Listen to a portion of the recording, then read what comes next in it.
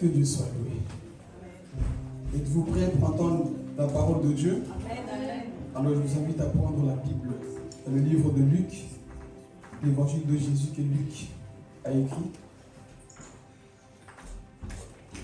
Nous allons voir un message évangélique ce matin. Et c'est un message que les pharisiens n'aiment pas. Et je crois qu'ici, il n'y a pas de pharisiens. Amen. Celui qui ne dit pas Amen est un suspect. Je crois qu'ici, il n'y a pas de pharisiens. Parce qu'un peuple qui a énervé Jésus dans ce ministère, c'était les pharisiens. Et moi également, ça m'énerve de voir déjà que le comportement des pharisiens au milieu de nous. Amen. Les pharisiens, c'est eux qui bloquaient la porte aux pécheurs, alors que Christ est descendu justement pour les pécheurs. Amen. Il est venu pour les changer, pour les amener au ciel. Mais les pharisiens étaient toujours quoi? Bornés dans leurs pensées. Amen. Et ce matin, c'est un rappel, je pense qu'on a déjà vu ça, il y a 2-3 ans. Mais je reviens sur ce message parce que Dieu m'a parlé. De rappeler certaines choses, comme Paul le dira. Je ne me lasse. Non, c'est bon. Ah. Alléluia. Alléluia, Jésus. Vous pouvez le monter un petit peu, s'il vous plaît. Donc, c'était les pharisiens qui ont empêché les pécheurs à retrouver le salut. Et ce matin, nous allons prêcher en parabole. Ça, Jésus avait cette habitude de prêcher par des paraboles. Amen. Et ce matin, on prend Luc, chapitre 15. Luc, chapitre 15. Ne venez pas comme à des voix ici. Ici, nous sommes dans la maison de Dieu. À des voix, ces gens sont assis les bras croisés, pas de Bible, ils ne notent pas. Ils sont là que pour côté. Il a bien prêché, mal prêché. Non, ici, écoute réellement la parole de Dieu. Amen. Donc, Luc, chapitre 15. Et le thème de ce message, c'est les 3 choses que le fils prodigue n'a pas perdues. Qui se souvient de ce message?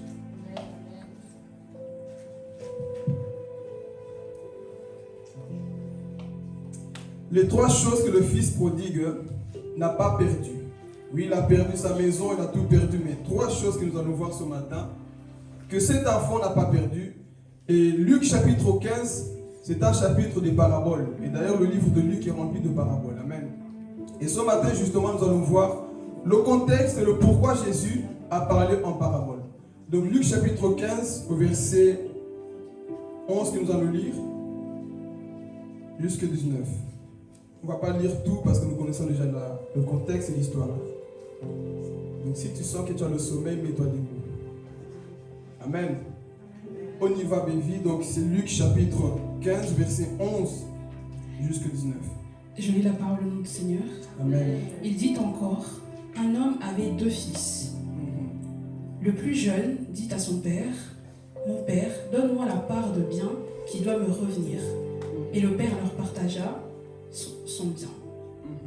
Peu de jours après, le plus jeune fils, ayant tout ramassé, partit pour un pays éloigné, où il dissipa son bien en vivant dans la débauche. Lorsqu'il eut tout dépensé, une grande famine survint dans ce pays, et il commença à se trouver dans le besoin. Il alla se mettre au service d'un des habitants du pays. Il envoya dans ce champ garder les pourceaux. Il aurait bien voulu se rassasier de carouges et manger les pourceaux, mais personne ne lui en donnait. Étant rentré en lui-même, il se dit, combien de mercenaires chez mon père ont du pain en abondance. Et moi ici, je meurs de faim. Je me lèverai, j'irai vers mon père, et je lui dirai, mon père, j'ai péché contre le ciel et contre toi. Je ne suis plus digne d'être appelé ton fils. Traite-moi comme l'un de tes mercenaires. Amen. Peux-toi encore acclamer la parole de Dieu. Amen, amen, amen. Que Dieu soit loué. Je crois que Dieu va nous parler. Amen. Nous connaissons tous cette histoire de fils prodigue. Et le Saint-Esprit m'a encore inspiré de pouvoir parler sur ce message. Donc sois vraiment attentif. Amen. Donc ici le contexte, le pourquoi Jésus a donné cette parabole, comme vous le savez. Je lis rapidement ici dans le verset 1. Tous les publicains, les gens de mauvaise vie, s'approchèrent de Jésus pour l'entendre. Verset 2 nous dit ceci. Et les pharisiens et les scribes murmurant en disant, cet homme accueille des gens de mauvaise vie et mange avec eux. Donc le contexte c'était ça. C'est que Jésus mangeait avec des personnes qui avaient quoi? Une mauvaise vie. Mais les scribes et les pharisiens murmuraient en eux-mêmes. Pourquoi Jésus, il mange avec les pécheurs? Pourquoi il mange avec les gens qui ont une mauvaise vie? Justement, Jésus est venu pour les malades, pour les changer. Mais les pharisiens, ils étaient là en train de murmurer en eux-mêmes. Pourquoi tu restes avec eux? Parce que si Jésus ne reste pas avec les pécheurs, qui va les changer? Donc, pour enseigner les pharisiens, qu'est-ce qu'il va faire? Il va parler des 3 paraboles. Les 3 paraboles qu'on voit ici dans le livre de chapitre 15. La première des paraboles, c'est quoi? C'est la brebis perdue. Jésus donne une parabole et dit, un homme avait quoi? 100 brebis. Et si vous lisez bien, les 3 paraboles ici parlent de la même histoire. Amen. Donc il donne 3 paraboles pour faire comprendre aux pharisiens que eux, ils n'avaient pas quoi? Cet amour pour les pécheurs. Donc, il dit qu'il y avait un homme qui avait 100 brebis. Et il avait perdu quoi? Une brebis. Et il a laissé les 99 autres dans le désert pour aller chercher quoi? Celle qui s'est perdue. Et lorsqu'il avait retrouvé, il avait quoi? Une joie. Et Jésus rajoute, il y a une joie lorsque un pécheur se répand. Est-ce que ce matin tu vas donner la joie au ciel? Est-ce que quelqu'un va prendre une décision? Pas des décisions oiseaux qu'on prend d'habitude, mais des véritables décisions. Est-ce que ce matin quelqu'un va prendre une véritable décision? Parce que chaque fois que tu changes au ciel, il y a une joie. Et l'enfer pleure. Amen. Je crois que ce matin, l'enfer va pleurer parce que quelqu'un va prendre une décision. Amen. Donc, première parabole, c'est les brebis perdues. Deuxième parabole, une femme avait quoi? 10 pièces. Et elle avait perdu aussi quoi? Une pièce. Mais où? Dans sa maison. Elle a allumé la lumière. Elle a commencé à balayer. Elle a trouvé quoi? La pièce qui était perdue où? Dans la maison. Mettez ça en mémoire. Dans la prédication, ça va revenir. Une pièce qui était perdue où? Dans la maison. Amen. Donc parmi ces paraboles, celle qui m'a plus touché, c'est celle du Père. Celle du Père qui avait quoi? 2 fils. Il avait 2 fils. Mais le plus petit a dit, Père, donne-moi quoi? Mon héritage. Le temps est arrivé que je quitte la maison. Moi, je vais grandir. Moi, je vais faire ma vie. Papa, donne-moi mes biens. Donne-moi mon argent. Le papa n'a pas refusé. Vous savez pourquoi?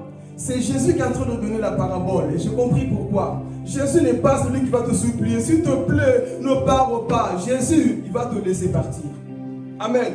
Jésus ne va pas te supplier. S'il te plaît, ne pars pas dans le monde. Toi-même, un jour, si tu as une conscience, tu vas revenir en Dieu. Amen. Donc Jésus ne va pas commencer à forcer les gens. S'il te plaît, ne va pas dans le monde. Il va te laisser. Pourquoi? Jésus n'est pas mort comme ça sur la croix. Jésus est mort comme ça. Vous savez pourquoi?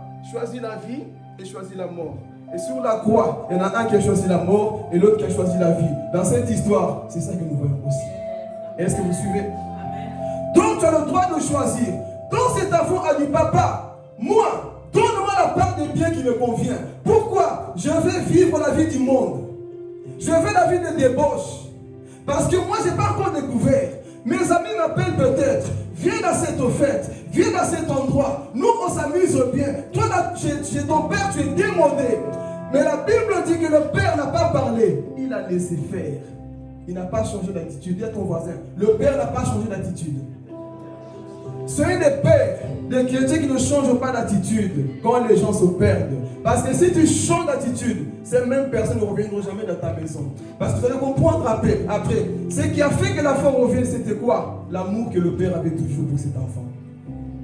Amen. Même s'il a quitté en claquant la porte, mais le père savait d'autres choses. Amen. Donc il prend ses biens, il s'en va.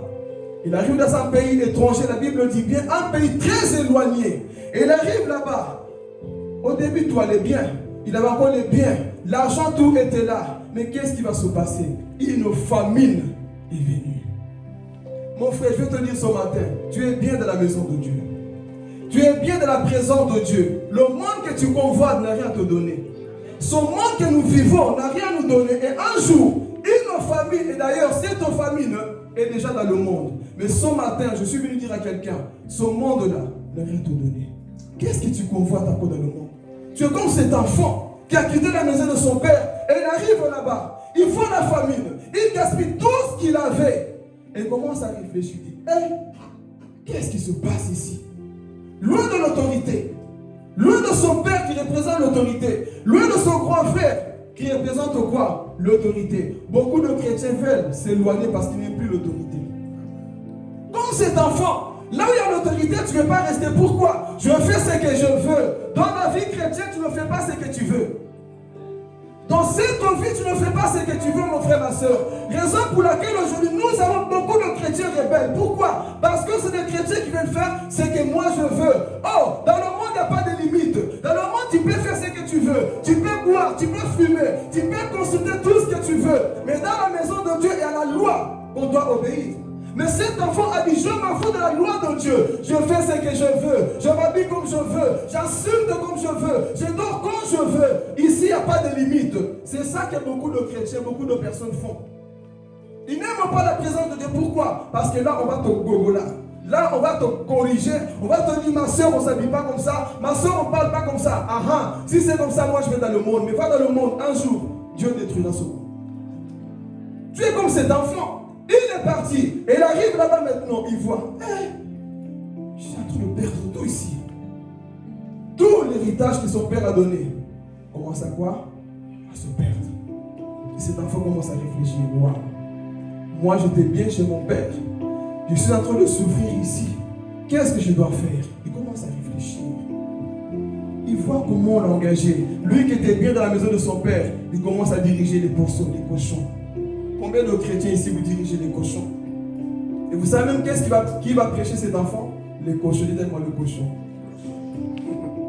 Combien de vous, parfois, les cochons vous prêchent? Ma soeur, c'est que tu fais, toi tu es chrétienne, non? Cochon en train de te prêcher. Quelqu'un n'a pas compris. Les païens vont vous prêcher parfois. Qui a déjà vécu ça? Tu es au travail ou quelque part. Les gens te disent, mais toi tu pries, non? Cochon en train de te prêcher. Mais toi tu es sœur en Christ, non? Qu'est-ce que tu fais ici? Cochon en train de te prêcher. Oh, mais toi tu vas à l'église, non? Qu'est-ce que tu fais ici? Le cochon en train de te prêcher. Amen. Donc l'enfant arrive là-bas et dit, moi je ne peux plus rester ici. Et il va penser, dans la maison de mon père, les ouvriers mangeaient bien du pain. Eux, ils étaient bien dans la maison de mon père. Et moi ici je souffre, je meurs de faim. Alors notez ici que l'enfant a pensé à quoi? Ma prédication commence. Il a pensé à quoi? Au pain. Donc, ce n'est pas l'amour de père au début. Qu'il a quoi à penser en premier? C'est quoi? Le pain. Ah! Le pain de papa me manque. Donc, je dois retourner pour aller manger. Et si je veux dire à quelqu'un, ne viens pas à l'église pour le pain, viens pour le père. Ne viens pas à l'église pour le pain, viens pour le père. Le pain se fait, le père nous fait. Quelqu'un n'a pas compris. Le pain, tu peux le faire, mais le Père nous fait. Amen. Donc si tu as le Père, tu ne manqueras pas le pain. Amen. Plusieurs personnes viennent à l'église parce qu'ils font le pain. Quel pain? Pain de miracles, de bénédictions. Ça, c'est des pains qui vont passer. Mais le pain en lui ne passera pas. Pourquoi? Il est le véritable pain de vie qu'on appelle la personne de Jésus. Donc si tu as Jésus, tu ne manques de rien, mon frère, ma soeur. Parce que le pain de vie, c'est ça qui va te donner la vie sauvée en Christ. Amen. Donc plusieurs personnes, pourquoi tu vas à l'église? Il y a le pain là-bas que j'aime. Quel pain? Je vais être guéri, je vais être ceci. Tout ça, c'est des pains. Mais souviens-toi de l'amour du Père parce que c'est ça qui va te sauver. Amen. Ne viens pas à l'église à cause du pain. Ne viens pas pour ça. Viens d'abord parce que tu vas être sauvé. Le monde a besoin de voir d'abord le salut. Et malheureusement, cet enfant a dit, je vais retourner. Pourquoi? Parce que là-bas, il y a le pain. Je mange bien. Et ça n'a pas changé dans nos églises. Plusieurs viennent à l'église, pourquoi? Pour des choses. Si je vais là-bas, je serai béni. Si je vais là-bas, je serai connu. On ne vient pas pour ça, mon frère, ma soeur. Nous venons d'abord pour la personne de Jésus. Amen. Donc cet enfant, il est là. Il voit que le père me manque. Mon père me manque. Donc qu'est-ce qu'il va faire? Il va commencer à réfléchir. Il dit non, non, non. Je ne peux plus rester comme ça. Alors, première des choses que nous allons voir ici, que l'enfant n'a pas perdu la conscience. Il n'a pas perdu la conscience. Il n'y a rien de plus pire ici, frères et sœurs. que de perdre la conscience que tu es perdu. Vous savez, beaucoup de gens sont perdus. Ils ne savent pas qu'ils sont perdus. Et si tu n'as pas la conscience, comment veux-tu revenir à la vie? Raison pour laquelle quand on prêche comme ça, les gens, ils n'ont plus cette conscience. Dans la prédication, ne rentre plus. Pourquoi? Parce que tu as perdu cette conscience-là. Mais cet enfant-là n'a pas perdu la conscience d'être quoi? Perdu. Je suis conscient que dans la place là où je suis, ce n'est pas mon endroit. Là où je suis, les choses que je fais dans ce monde, ce n'est pas ma place. Mon frère, là où tu es, les choses que tu fais en cachette, que personne ne voit, est-ce que tu es conscient que tu es perdu? Est-ce que tu es conscient que tu es perdu pour les choses que tu fais? Toi, tu dis, on ne m'a pas attrapé. N'attends pas qu'on t'attrape. Avoue tes péchés. Avoue tes fautes là où tu es, mon frère, ma soeur. N'attends pas qu'un prophète vienne te dire, ma soeur, tu es dans le péché. Dis, Seigneur, je suis perdu dans mon péché. Je suis perdu dans ce que je suis. Donc ma conscience me parle, mon frère, ma soeur.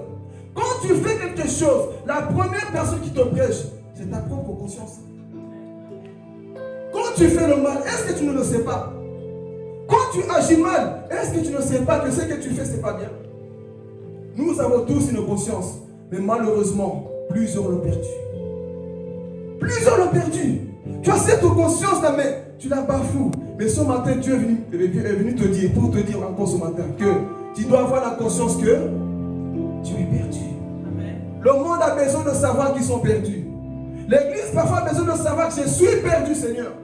Ce que je fais, papa, je sais que je suis perdu. Si l'enlèvement arrive maintenant, je ne partirai pas. Pourquoi? Parce que ma conscience me dit que je ne suis pas en ordre avec toi. Si je meurs aujourd'hui, j'irai en enfer. Pourquoi? Parce que ma conscience me dit que je suis perdu. Dans l'endroit là où je suis, ce n'est pas mon endroit. Mon endroit, c'est dans la maison de mon Père. Je suis venu dire à quelqu'un ici, relève-toi là où tu es perdu parce que ta conscience est en train de te parler ce matin. Ta conscience est en train de te prêcher ce matin. Tu es perdu quelque part. Relève-toi. Qu'est-ce que tu fais en train de traîner dans cet endroit? Toi-même, tu sais ce que tu fais là. Ne glorifie pas Dieu. Toi-même, tu sais ce que tu fais là. Ce n'est pas de Dieu.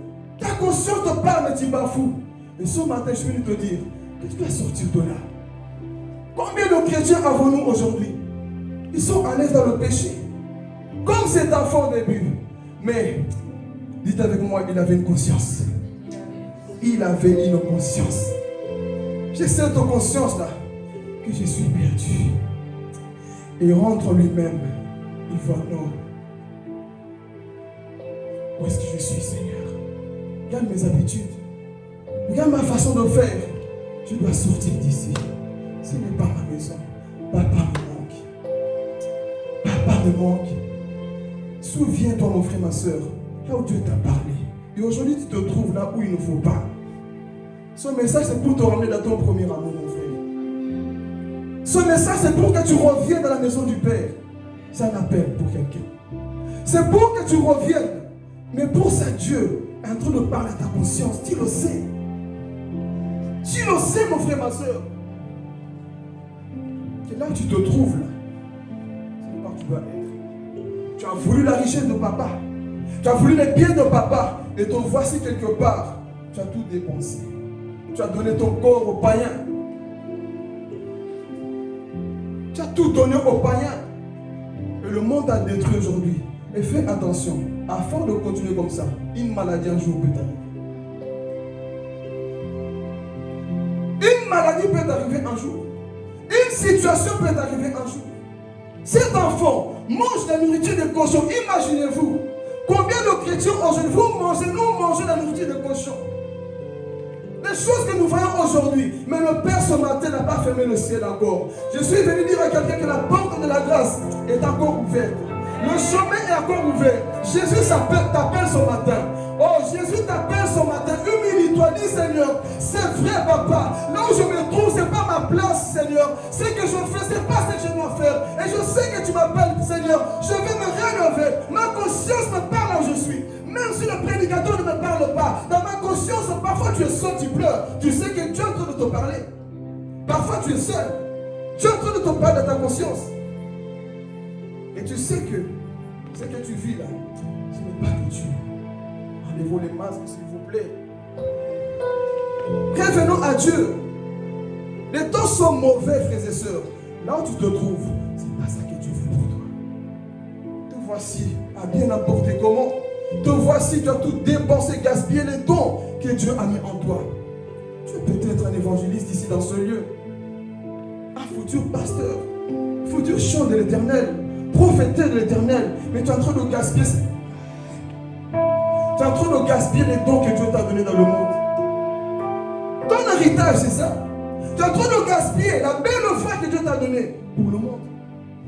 Le talent que Dieu t'a donné, tu es en train de le gaspiller où? Dans le monde. Il y a un savoir-faire en toi que Dieu t'a donné, mais tu es en train de le gaspiller où? Dans le monde.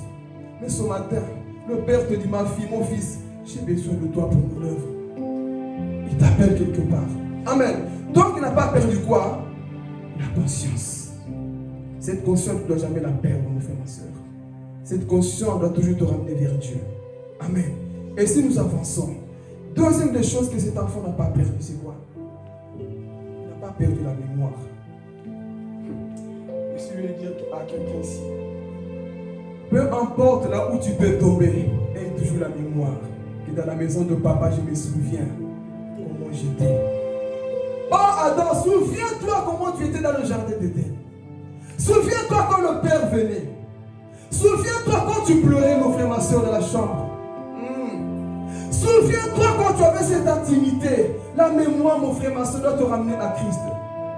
Souviens-toi comment tu étais, mon frère, ma soeur. Cet enfant, bien qu'il était perdu dans un pays très étranger, mais il avait encore la mémoire. Il savait que dans la maison de mon père, il y a encore des serviteurs. Dans la maison de mon père, j'ai encore ma chambre. Dans la maison de mon père, j'ai encore ma place. Donc la Bible dit que l'enfant a dit, je me lèverai pour aller où? Dans la maison de mon père. Donc il avait encore quoi? La mémoire. Quand tu pêches, mon frère, ma soeur, souviens-toi que le Père peut te pardonner. Souviens-toi que le Père t'attend quelque part. Donc cet enfant a dit, moi, je ne perds pas ma mémoire. Même si tu es au plus bas, mon frère, et cette mémoire, le diable va vouloir effacer cette mémoire qui peut te ramener à la repentance. Les religieux viendront te dire c'est fini pour toi. Mais le Père te dit, ma fille, mon fils, tu as une mémoire. Souviens-toi de moi, ton Dieu. Je peux te pardonner. Moi, ton Dieu, je peux te nettoyer. Je peux te sanctifier. Souviens-toi, mon frère. Souviens-toi de quelque chose. Comment tu étais dans ta chambre, le zèle que tu avais au début. Souviens-toi de ce zèle quand tu t'es converti. Tu voulais tout le temps évangéliser. Tu voulais tout le temps parler de Dieu. Tu voulais tout le temps prier. Tu voulais constamment être dans sa présence. Mais aujourd'hui, qu'est-ce qui s'est passé? Tu es dans un monde très loin. Mais Dieu te dit, souviens-toi comment tu te réveillais à l'aube pour chercher ma face. Oh Jésus, je vais parler. Lorsque tu te réveillais, ce n'était pas ton téléphone. C'était d'abord la Bible. Moi aujourd'hui, c'est le téléphone, ensuite la Bible. Non, souviens-toi quand tu te réveillais. C'était d'abord quoi? La Bible dit, tu fléchissais les genoux en train de pleurer. Seigneur, remplis-moi pour la journée. Remplis-moi pour cette semaine. Remplis-moi pour ce mois. Remplis-moi pour cette année. Souviens-toi, rappelle-toi, mon frère, ma soeur. Comment est-ce que Dieu te remplissait là où tu étais? Aujourd'hui tu es faible, quelque chose ne va pas, mais Dieu te dit, ma fille, rappelle-toi comment toi et moi, on était dans cette chambre, dans son lieu secret. Souviens-toi, rappelle-toi, tu as perdu ton premier amour, rappelle-toi comment tu étais. Tu étais bien dans la maison de ton père, tu étais protégé, il y avait tout pour toi. Rappelle-toi, combien de nous ont perdu cette grâce? Tu sais qu'au fond de toi, je suis venu parler aux gens ici. Tu sais qu'au fond de toi, non, c'est que je suis là, c'est pas ça que je dois être. Là où je suis, c'est pas ma place. Mais le Père te dit ce matin, rappelle-toi. Rappelle-toi. On dit rappelle-toi comment tu étais. Rappelle-toi comment tu étais, mon frère, ma soeur. Jonathan, rappelle-toi. Rappelle-toi de ce zèle-là. Ce feu qui était en toi, qui bouillonnait d'amour pour Jésus. Rappelle-toi. Qu'est-ce qui a fait que tu as perdu ce zèle? Mais le Père ce matin, il te dit encore, la porte est encore ouverte. Mais souviens-toi, le monde a fait de toi une personne dure. Les situations ont fait de toi une personne dure, alors que tu n'es pas comme ça. Tu n'es pas comme ça. Le diable a voulu quoi t'endurcir? Mais le Père ce matin te dit quoi? Rappelle-toi. Tu dois avoir cette mémoire, mon frère, ma soeur. Cet enfant, bien qu'il était loin de son père, mais il n'a pas perdu cette mémoire. Il disait non, je sais qui dans la maison de papa, là, comment j'étais protégé, comment j'étais gardé par les serviteurs. Donc, je me relèverai. Amen. C'était le deuxième point, c'était quoi? La mémoire. Mon frère, est-ce que tu as encore cette mémoire? Là où tu es parfois, quand tu pêches, est-ce qu'il t'arrive parfois de dire non, je n'ai pas commencé comme ça. C'est pas comme ça que j'étais. Ce n'est pas comme ça que j'ai commencé à prier. Moi aujourd'hui te voici avec les pauvres, en train de manger avec eux. Qu'est-ce qui s'est passé en toi? Mais Dieu t'appelle tout simplement à te souvenir, à voir cette mémoire-là. Amen. Et c'est ça qui va se passer. Troisième chose que le fils prodigue n'a pas perdu. Il n'a pas perdu le chemin du retour. Les théologiens disent qu'il est resté plus ou moins 1 mois et demi dans le pays étranger. Mais il n'a pas perdu le chemin du retour. Alléluia. Est-ce que quelqu'un comprend? Amen. Le fils n'a pas perdu le chemin du retour. Le fils n'a pas perdu le chemin du retour.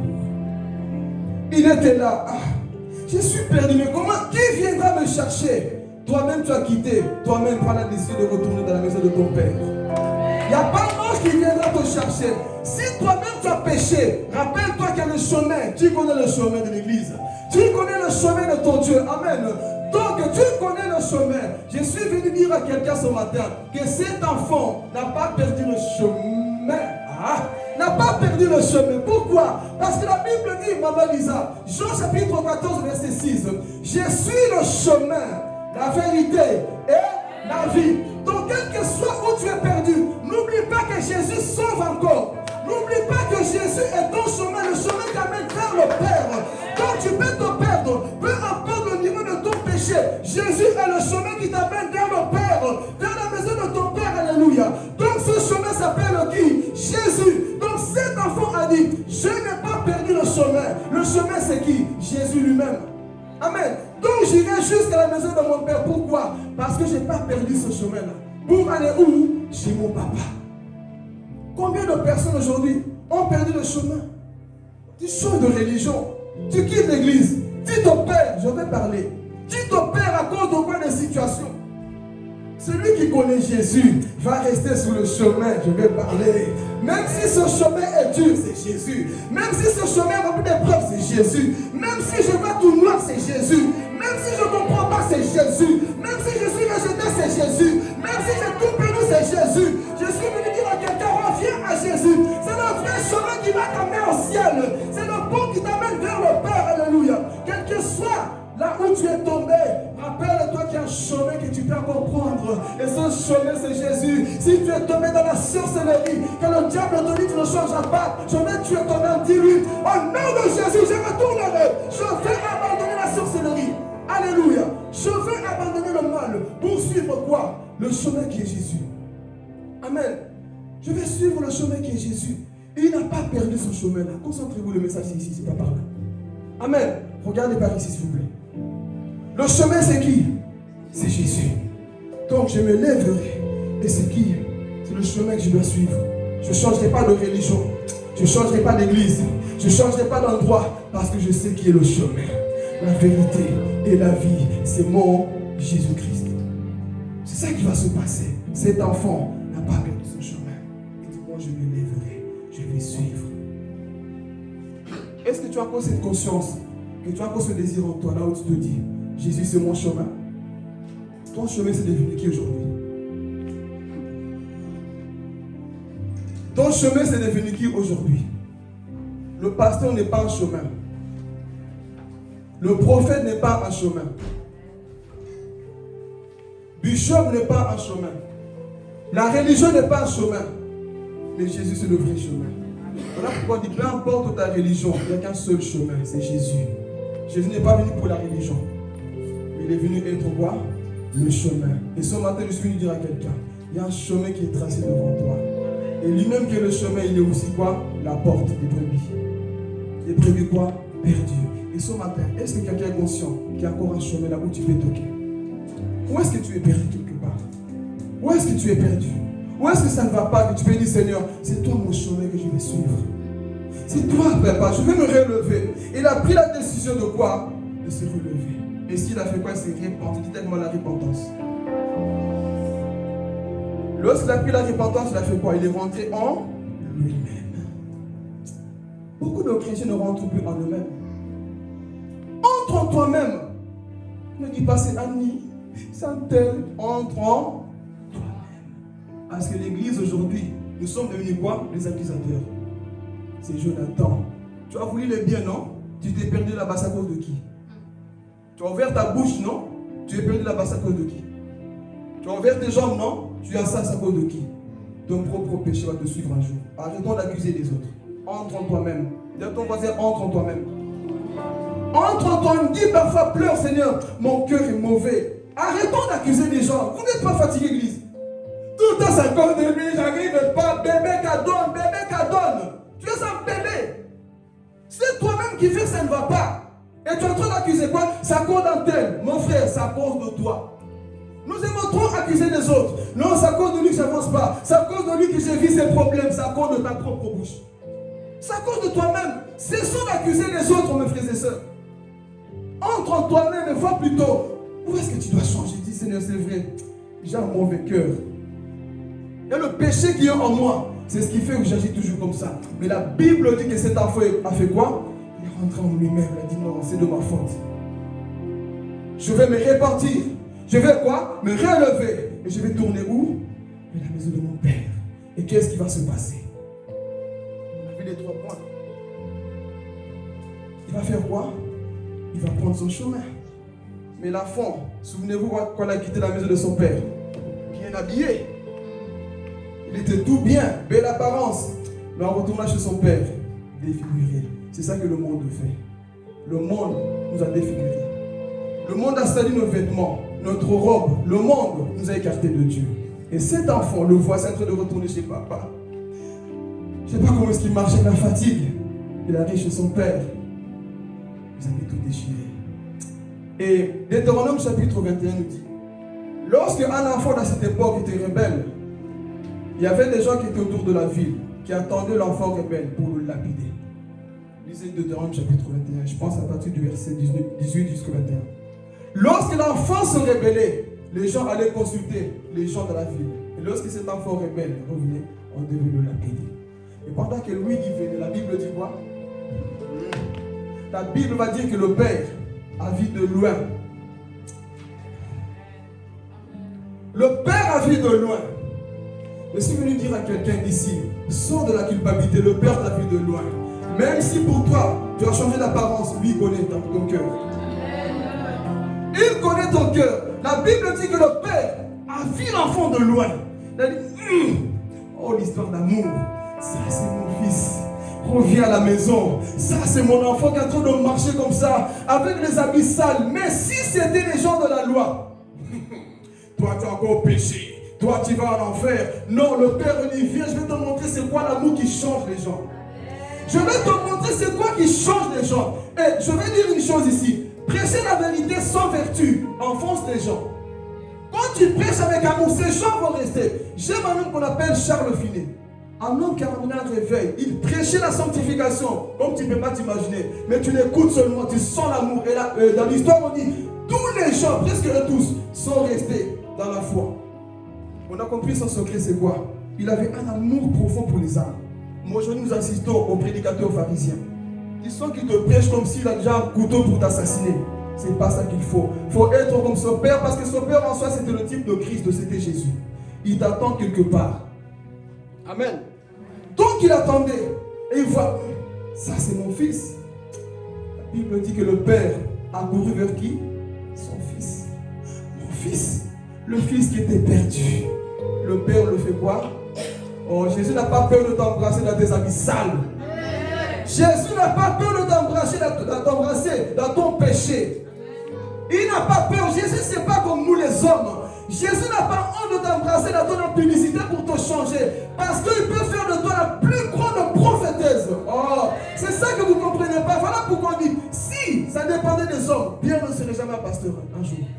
S'il s'agissait des hommes, Jacob ne serait jamais Israël. S'il s'agissait des hommes, Abraham ne serait jamais le père de la foi. Mais Dieu lui connaît. Derrière ta faiblesse, je vois un grand homme. Derrière ça, je vois qu'un jour tu vas prêcher l'évangile. Pourquoi? L'amour que je vais te communiquer va te changer et tu vas vomir cet amour en moi.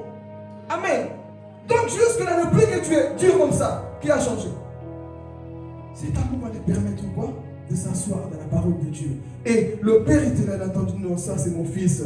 Tu peux changer de démarche, mais le Père te connaît, Jonathan. Tu peux changer de démarche, tu peux changer de style, tu peux changer tout ce que tu veux, mais le Père te connaît, même de loin, il te connaît. Et le voici en train de marcher, papa. Et souvenez-vous, lui-même il avait déjà quoi? Anticipé sa prière. Quand je serai chez papa, il essayait déjà sa prière. Je dirais, papa, moi j'ai péché contre le ciel et contre toi. C'est ça qu'il avait dit. Il essayait déjà sa prière. Bon, on verra. Mais quand il est arrivé, il dit ça à son père. J'ai péché contre le ciel et contre toi. Je ne suis plus digne d'être appelé quoi? Mon fils. C'est ce qu'on fait. La culpabilité ronge beaucoup de gens. À cause de ton péché, je ne suis plus digne d'être appelé prédicateur. Le péché que j'ai fait, le mal que j'ai fait, Dieu ne me voit plus comme enfant. Ton pasteur peut changer la vie. Dieu ne peut pas changer la vie. Les hommes peuvent changer la vie sur toi, mais Dieu, lui, te connaît. Il n'y a que Dieu qui connaît tes capacités. Là, toi, tu pointes du doigt. Dieu peut voir quoi que tu as changé. Donc, faisons attention comment est-ce que nous jugeons les gens. Amen. Donc, il arrive, il le voit et il l'embrasse. Viens. Et pendant que lui, il pensait que le père allait le bafouer, le taper, le père l'embrasse sur le cou. Viens, mon fils. Le fils est rentré dans la maison. On enlève ses vêtements. On nous donne quoi? L'anneau. On change ses vêtements. Entre dans la maison de ton père. Imaginez-vous qu'est-ce que ça fait un pécheur. Quand tu as tellement excusez-moi du terme, tu as déconné. Quand tu as tué les gens. Quand tu as fait des bêtises. Et tu vois qu'on te reçoit comme ça. Là. En toi, sincèrement, ça pousse en toi quoi? Ça pousse en toi quoi? Tu as tellement tué les gens. On te reçoit comme ça, comme un roi, pour te faire asseoir là-bas. Tu vas te comporter comment? Ça te pousse à changer, mon frère. Et moi, j'ai pensé qu'on allait me couper la tête. Et si je suis quoi? Bien reçu. C'est dans la maison que tout va se passer. Mais d'abord, on les reçoit comment? Comme ça. Et cette personne, cet enfant, entre dans la maison. Mais, qu'est-ce qui va se passer? N'oubliez pas que dans cette parabole, le père avait deux fils, n'est-ce pas? Vous vous souvenez? Amen. Vous êtes là, le peuple de Dieu. Vous êtes là? Avec combien d'enfants? Le premier s'est perdu à l'extérieur. Le deuxième s'est perdu à l'intérieur. Comment? Lui, il était au champ lorsque l'enfant, son petit frère, est revenu. Et lui, il était au champ. Et il arrive. Il attend la musique. C'est quoi ça? Musique qui parle. La Bible dit que lorsqu'un pécheur se répand, il y a quoi? Plus que l'agapé que tu vas manger ici ce soir, toi tu ne comprends pas les choses. Lorsque quelqu'un dit Seigneur, j'abandonne la masturbation, j'abandonne le vol, j'abandonne tout. La Bible dit qu'au ciel il y a une quoi? Il y a une joie. Donc dans cette maison il y avait quoi? Une fête. Pourquoi? Le frère Philippe s'est répandu, c'est plus un voleur. Donc il y avait quoi? La joie dans la maison du Père. Et le fils lui vient des chants. Il dit, c'est quoi cette musique là? C'est quoi cette musique? Là les ouvriers lui disent, ton frère qui était mort, qui était perdu, est revenu à la vie. L'ouvrier pensait que le grand frère a dit, ouais, mon frère est revenu. Il n'a pas fait ça. Qu'est-ce qu'il a fait? N'oubliez pas que Jésus donne une parabole pour enseigner le cœur des pharisiens. Vous êtes comme parfois comme ce grand frère-là. Les pécheurs reviennent à moi, ils se répandent, je ne suis pas content. Son frère est revenu à la vie, mais lui, il a fait quoi? Il est fâché. Il n'est pas content. Pourquoi tu fais une fête pour lui? Et si je vais parler, beaucoup de personnes sont comme ça. Quand tu es dans le mal, il fait le mal, hein? Tu as vu comment il fait des choses? Mais le jour que tu vas te repentir, oui, mais tu es un pharisien. Il t'appelle bien. Quand quelqu'un fait le mal, tu es fâché parce qu'il fait le mal. Ce qui peut être normal. Mais le jour que la personne va changer, comment est-ce que tu seras? Et ta vie maintenant, ils s'en sortent, maintenant ils font ceci. Et tu voulais quoi? Que la guerre continue? Tu voulais quoi? Que le mal continue? Donc nous avons des personnes comme ça parfois dans nos églises, qui aiment voir toujours les gens divisés. Mais quand la réconciliation vient, ils sont comme ces grands frères-là. Mais ton frère était perdu. Il était dans un pays très loin. Il est revenu dans la maison. Et toi, tu ne te réjouis pas. Tu es un type de pharisien. Pourquoi tu n'es pas content que quelqu'un s'est répandu à l'église? Pourquoi tu n'es pas content que quelqu'un a changé de vie? Pourquoi tu n'es pas content que Kofi a changé? Un exemple. Si Kofi change, il se dit, lui, non, il a pas ce démon-là pour de vrai. Si Kofi va se repentir ici, bien sûr, c'est repenti, tu vas dire quoi? Oui, mais donc tu préférais qu'on montrait sa nullité? Quand Paul s'est converti, les gens disent, lui s'est converti. Beaucoup de pharisiens sont comme ça. Quand les gens se donnent à Dieu, ils ne sont pas contents. Mais qu'est-ce que vous, c'est quoi votre problème? C'est quoi le souci? Toi, tu veux tout. Parce qu'il y a des gens qui aiment ça. Voir toujours les gens dispersés, fâchés. Mais quand les personnes changent, réjouis-toi, mon frère. Ton frère est revenu à la vie. Il a enfin compris comme Pierre. Pierre, lorsque tu reviendras, tu affermiras tes frères. Il y a des personnes qui vont revenir, qui vont affermir enfin leur frère. J'étais perdu, mais le monde là-bas, Jonathan, le monde là-bas, j'ai mangé avec les cochons. Là-bas, c'est vanité de vanité. Là-bas dans le monde, il n'y a rien. Salomon a connu beaucoup de choses, beaucoup de succès. C'est lui qui vient t'enseigner ici ce matin. Il te dit quoi? Salomon te dit quoi? Vanité de... Toi, tu as déjà connu 700 femmes et 300 concubines? Qui a déjà connu ça? Bon, toi, mon playboy comme tu es là, qui a connu vraiment 700 femmes? 300 concubines. Salomon a connu tout ça. La gloire, tout, il a tout connu. Toi, tu n'as même pas connu le cœur là. L'homme qui a tout fait, qui te dit vanité des vanités. Il n'y a rien dans le monde. Et toi, tu cours un peu derrière le monde. Tu veux quoi? Je vais être connu. Salomon était connu. Salomon avait le succès. Salomon avait tout. Mais à la fin de sa vie, il a dit, si Jésus n'est pas dans ta vie, vanité de vanité. Il n'y a que Jésus qui peut satisfaire ton vide que tu as là en toi. Toi, tu cherches à combler ce vide par les femmes, par les hommes, par la drogue, par l'alcool, par beaucoup de choses. Il n'y a que Jésus. Salomon nous enseigne que vanité de vanité. Dans ce monde, tout est vanité. Dis à ton voisin, tout est vanité. Alors pourquoi tu t'accroches au monde si c'est vanité? Oh. Vanité, non? Mais pourquoi on s'accroche si c'est vanité? Amen. Donc nous retournons dans notre histoire. Cet enfant tout connu la gloire, mais rentre dans la maison. On le reçoit. Et ce grand frère là, lui, il n'était pas content. Regardez maintenant ce langage, c'était quoi? Un accusateur aussi. On dit, mais viens, rentre. Viens voir ton frère, il ne t'a pas manqué. Viens enfin lui dire bonjour. Lui, il est resté dehors. Suivez bien l'histoire. Il est resté où? Dehors. Beaucoup de chrétiens sont comme ça. Ils ne croient pas. Moi, je reste dehors. Je ne sais pas. C'est son problème. Viens voir le changement. Viens écouter son témoignage. Viens écouter son témoignage. Viens voir la personne qui a enfin changé. Il y en a qui sont comme ça. Judith a vraiment changé. Philippe a vraiment changé. Viens seulement voir. Viens voir les œuvres. Annie a vraiment changé. Viens seulement voir. Tu verras par toi-même. Amen. Donc parfois, frère, je veux aussi parler. Montre que tu as changé. Dites amen. C'est pas dire seulement par la bouche. Montre aussi que tu as. Là, on dit plus amen. Les amens diminuent. Montre aussi que tu as changé. Là où tu sais que tu dois changer, montre aux gens que tu as.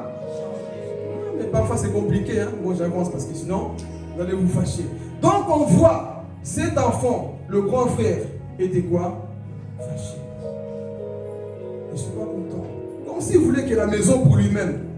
Mais frère, la maison ça n'appartient pas. Ça appartient à Dieu. Ici, l'église n'appartient pas à Papa Dieu ni à moi. Cette église appartient à Jésus. Parce que Dieu n'a pas donné des pasteurs, de l'église aux pasteurs. Il a donné des pasteurs aux églises. L'église n'appartient pas à un pasteur.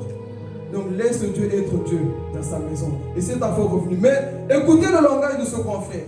Il était fâché. Parce qu'il a dit, oh, mais lui qui péchait, écoutez, si vous lisez toute l'histoire à la maison. Lui qui a gaspillé tout son argent chez les prostituées. Et c'est pour lui que tu invoqueras. Alors que moi, je suis toujours dans l'église à l'heure. C'est pour lui que tu fais la fête. Mais qui t'a dit que l'enfant est parti chez les prostituées, toi, le grand frère? Tu es un accusateur. Les religieux sont comme ça. Oui, mais lui, il est comme ça. Il a fait ça. Tu l'as vu? Tu l'as vu, mon frère? Est-ce que tu as vu son péché que tu viens exposer? C'était un religieux, pharisien.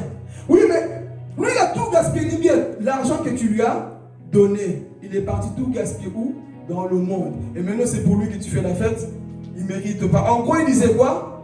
Il ne mérite pas. Fais-le encore sortir. Est-ce que vous n'êtes pas parfois comme ce grand frère dans nos églises? Je vais parler ici. Gare à toi, mon frère. Si ton erreur tombe dans les mains des pharisiens, tu es oui. Si on t'attrape, Cindy, dans les mains de ceux qui ne t'aiment pas, parler. Si ton péché arrive dans les mains des personnes comme si ils attendaient ta chute, c'est fini. Va ailleurs. Parce que tu vas maigrir. La méchanceté qu'ils vont démontrer. C'est comme si on a fait la personne qu'on attendait. Si tu tombes dans les mains de pharisiens, mon frère, c'est fini pour toi. C'est pour ça que je dis toujours, toi, quand tu attrapes quelqu'un, sois humble. Dis à ton voisin, sois humble. Quand tu attrapes quelqu'un dans une faute, sois humble. Si tu n'es pas humble, le jour qu'on va te choper, ils vont te dire, tu te souviens comment tu m'as traité? Maintenant, c'est moi. Donc, faites attention quand vous attrapez quelqu'un qui a commis une erreur. Et le pire encore, même parfois, les gens demandent pardon. Vous n'êtes pas dans ça. Ça prouve que vous êtes des pharisiens. Les pharisiens sont comme ça, ils ne croient en rien. Ils ne croient pas aux anges, ils ne croient en rien. Résurrection de mort, ils ne croient en rien. Il y a beaucoup de chrétiens comme ça dans nos églises. Mais la personne s'est mise à genoux. S'il te plaît, pardonne-moi, je ne recommence plus, c'est fini. Toi, tu ne crois pas. Tu es méchant. Nous sommes méchants. Quel mauvais que nous avons. La personne, il s'est humilié. Mais toi, tu ne crois pas à son pardon. C'est quoi ton problème? Nous avons ce cœur noir, méchant. Comme ce grand frère. L'amour, on dit quoi? L'amour, quoi? Pardonne, excuse tout et crois tout. Mais toi, ton amour, là, des pharisiens, là, qui croient en rien. Tu vois bien la personne. Il pleure devant toi. Ça, c'est des pleurs de crocodile. Crois que la personne peut changer, mon frère. C'est vrai qu'il y a des pleurs de crocodile, mais vous savez l'équilibre. Mais si ce n'est pas des pleurs de crocodile, la personne va vraiment quoi? Changer. Mais ce grand frère, on part vers la fin. Ce grand frère ne voulait pas que son petit entre à la maison. Et le père dit, mais toi tu pleures pour des choses alors que tu avais tout dans la maison. Toi, tu dis oui, il a tout gaspillé, mais ne savais-tu pas que tu avais tout dans la maison? Rappelez-vous qu'il y avait combien? 10 pièces. Et la pièce était retrouvée où? C'était ce type de fils ici. Là. Dans nos églises, nous avons des gens qui pensent qu'ils sont parfaits, qu'ils sont saints. Tu es perdu. Beaucoup sont à l'église, ils pensent qu'eux, ils sont bien, mais tu es quand même perdu. Et être à l'église, parfois, ne veut pas dire que tu es sauvé. Tu peux mettre les pieds ici, tu es perdu. Pourquoi? Tu crois que toi, tu es saint? Tu crois que toi, parce que tu ne pêches pas comme le fils prodigue, que toi tu es saint? Non, tu es aussi perdu. Pourquoi tu t'élèves de trop? Tu es perdu. Fais attention quand tu penses que tu es plus sanctifié que les autres. C'était comme son fils là. Il pensait que moi, c'est ça qu'il a dit. Moi, je suis dans ta maison, je n'ai pas fait ceci, et lui, il a fait, et c'est pour lui que tu le vaudras. Non, non, non, je ne suis pas content. Donc, ça révélait que lui aussi, quoi? Il était perdu. Et dans nos églises, nous avons beaucoup de pharisiens qui sont perdus. Et que si la trompette sonne, tu restes dessus. Pourquoi? Parce que tu crois que tu es parfait. Et Jésus est en train de donner cette parabole pour enseigner à ces gens qui l'écoutaient que vous aussi, vous êtes perdus. Vous barrez la route à ces pécheurs qui viennent manger avec moi. Mais vous là qui croyez que vous êtes dans la maison, vous êtes quoi? Perdus. Et le Père lui dit, entre dans la maison. Si vous lisez la parabole n'a pas une fin. Mais je me pose, on reviendra sur la fin. Mais ici d'abord, lorsque le Père a dit, allons faire quoi? Allons tuer quoi? En veau. Tuer quoi? En veau gras. N'oubliez pas que quand vous lisez la Bible, tu vois que l'enfant était quoi? Mort. Il était perdu, il était mort, spirituellement parlant. Et on va tuer en veau gras pour que l'enfant vive. Quelqu'un a compris? On a tué Jésus pour que toi tu vives. Maintenant, comment est-ce que tu vas considérer ce sacrifice-là? En veau gras de tuer pour que toi tu vives. Un innocent a payé le prix. Là tu as vu l'amour du Père. Mais vas-tu continuer dans le péché comme ça?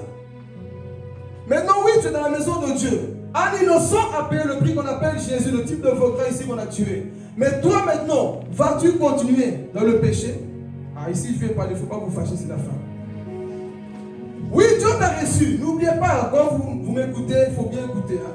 Ici, nous parlons au nouveau. Quand tu viens pour la première fois, Dieu ne te juge pas. Mais toi qui es Kokoba, que tu recommences.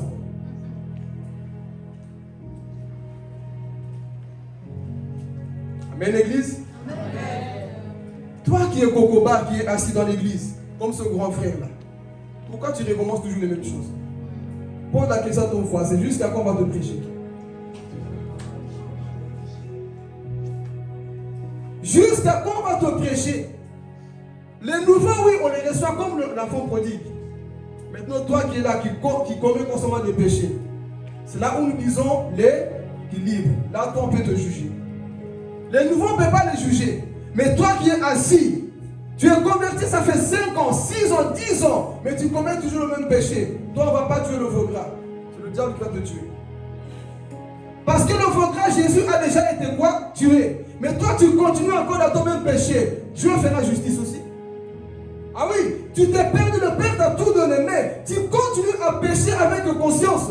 Tu continues à faire des choses volontairement. N'oubliez pas que vous avez vu Hébreux chapitre 6. Hein?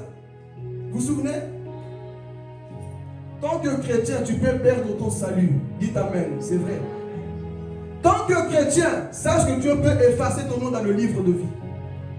Il y a des doctrines que vous écoutez. Non, une fois que tu es sauvé, tu pars à l'eau là. Tu pars pas à l'eau là, tu pars à l'effet l'eau. Le fait de quoi? Tu pars en enfer. Parce que beaucoup de gens, comme je le répète toujours, nous sommes tous assis ici. Pensez-vous que si nous mourons, si l'enlèvement arrive, nous partirons tous au ciel? Chacun se connaît. Si la mort arrive maintenant, là, où iras-tu? Si l'enlèvement arrive maintenant, là, où iras-tu? Ça, c'est des questions. Tu es venu à Christ, c'est vrai, mais maintenant, si tu meurs, on voit tous les jours des morts, non? Presque même tous les jours, on les voit. Mais toi, comme tu es là, mon frère, ma soeur, ça fait longtemps que tu es dans le Seigneur. Qu'est-ce qui fait que tu ne changes pas? Qu'est-ce qui fait que tu ne changes pas? Je me pose la question. Qu'est-ce qui fait qu'on ne change pas?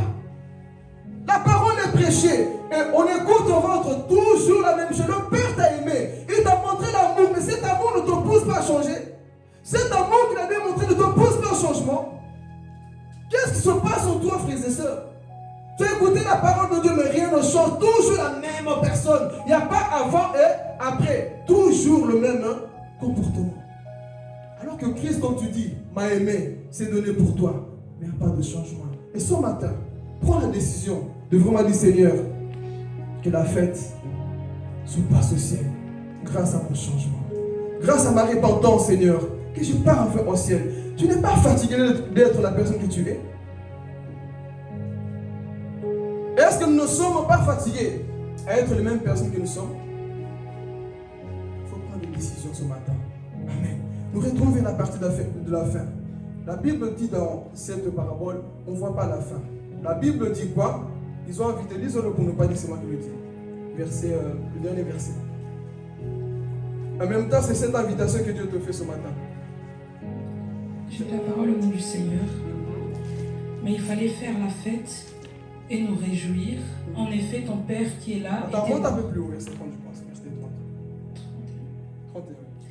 Le Père lui répond, Mon enfant, toi tu es toujours avec moi. Tu es toujours avec moi, oui. Et tout ce qui est à moi est à toi. Mais il fallait faire la fête et nous réjouir. En effet, ton Père qui est là était mort et il est revenu. Ton frère qui est là était mort et est revenu à la vie. Il était perdu et il s'est retrouvé. Mais non, le Père fait quoi? L'invitation. Parce que la fête est dehors. Hein? Mais ton frère est perdu, lui.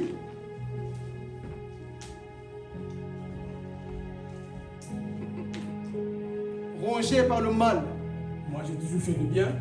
On n'a rien fait pour moi. Et le Père dit, mais côte à côte, ce matin, Dieu te dit, est-ce que tu veux rentrer réellement? Et est-ce que tu veux rentrer dans la fête pour célébrer la victoire de ton frère? Et est-ce que tu veux rentrer dans la fête pour aussi célébrer ta propre victoire, de ton propre changement? Est-ce que nous sommes prêts? Le Père te fait déjà cette invitation ce matin. C'est toi qui décides. C'est toi qui termine cette parabole. Soit tu restes encore dehors dans ton péché, ou soit tu rentres dans la maison là où les gens se répandent. C'est à toi de décider ce matin. Amen. Jésus est en train d'enseigner aux pharisiens. Vous êtes des types de personnes qui sont où? Dehors. Mais ceux qui se répandent, même si c'est difficile, je dis papa, je change quand même. Papa, même si c'est douloureux, je rentre quand même. Et ce matin, veux-tu rentrer ou pas? Ou tu veux encore continuer dans le monde? Bilan, examen de soi-même.